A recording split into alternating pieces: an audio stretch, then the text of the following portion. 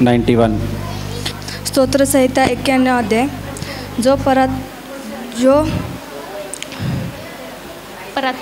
जो परतपराच्या गुप्त स्थळी बसतो तो सर्व समर्थाच्या सावलीस राहील. परमेश्वराला माझा आश्रय, माझा दुर्ग असे म्हणतो. तोच माझा देव, त्याच्यावर मी भाव ठेवतो. कारण पारध्याच्या पाशातून व घातक मरीपासून तो तुझा बचाव करेन. तो तुझ्यावर पाखर घालील, त्याच्या पंखाखाली तुला आश्रय मिळेल. त्याचे सत्य तुला ढाल आणि कवच आहे. रात्रीच्या समयचे भय, दिवसा सुटणारा बाण, काळोखात फिरणारी मरी, भर दिवसा नाश पावणारी पटकी, ह्याची तुला भीती वाटणार नाही. तुझ्या बाजूस सहस्त्रवधी पडले, तुझ्या उजव्या हातास लक्षावधी पडले, तरी तुला ते भिडणार नाही. तुझ्या डोळ्यांना ते दिसेल.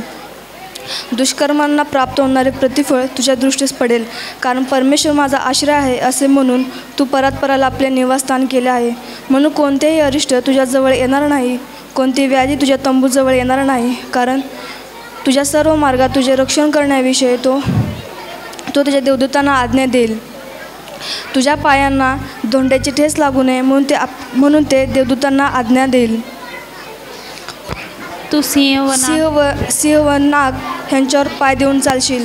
तरुण सिंह व अजगर ह्यांना तोडून जाशील. माझ्यावर त्याचे प्रेम आहे म्हणून मी त्याला मुक्त करेल.